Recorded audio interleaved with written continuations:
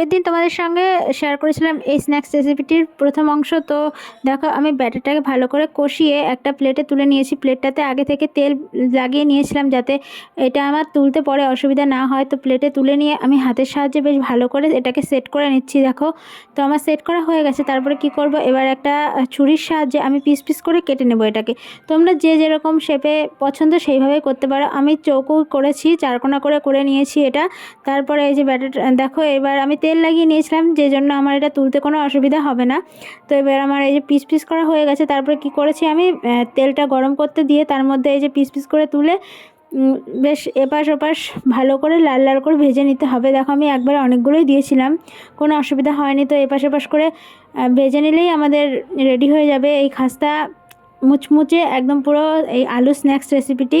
তো যারা যারা আগের অংশ দেখোনি, আমি ইউজার নেমের নিচে অবশ্যই লিঙ্কটা দিয়ে দেবো, যারা দেখে এসো প্লিজ।